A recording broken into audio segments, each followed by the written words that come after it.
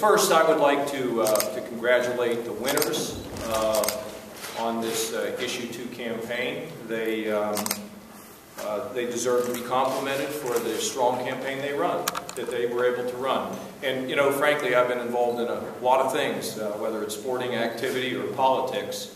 You know, when you get beat, you have to admit it, and you got to congratulate and shake the hands of those folks who prevailed. So I would initially like again to say congratulations. Secondly, it's clear that the people have spoken. And, you know, my view is when people speak in a campaign like this, in a referendum, you have to listen when you're a public servant. There isn't any question about that. I've heard their voices.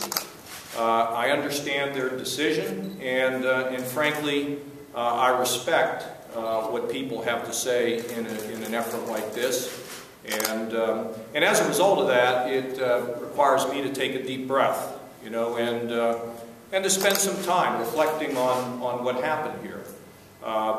You know, you have a campaign like this, you give it your best.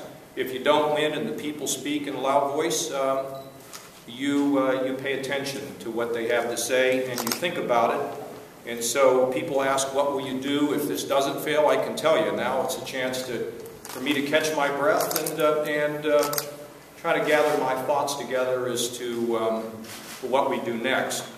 I will tell you that my priority from the time I began to run for this office and from the moment I was elected was only about one thing, and that is creating jobs.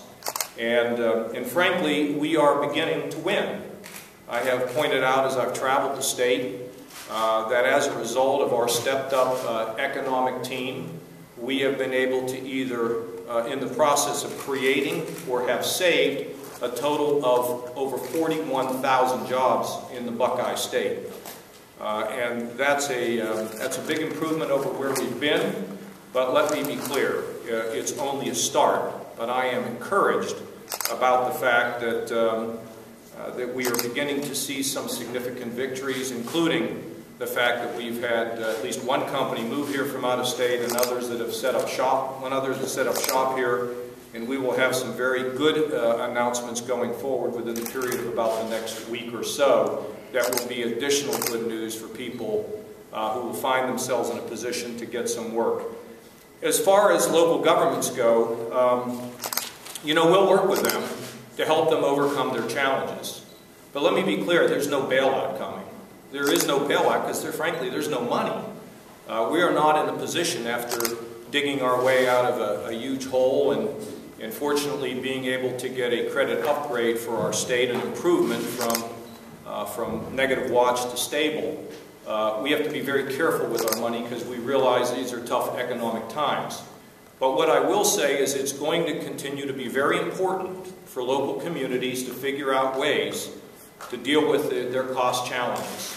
You know, you must have a state where from top to bottom you have an environment that is business friendly, and an environment that gives entrepreneurs hope, an environment where people who currently have companies will expand their workforce, or an opportunity to bring in new jobs, perhaps even from out of state. So we'll continue to work with local governments. People obviously didn't like the tools we offered here. We gave them a chance to do more robust shared services. We believe in that. We like that.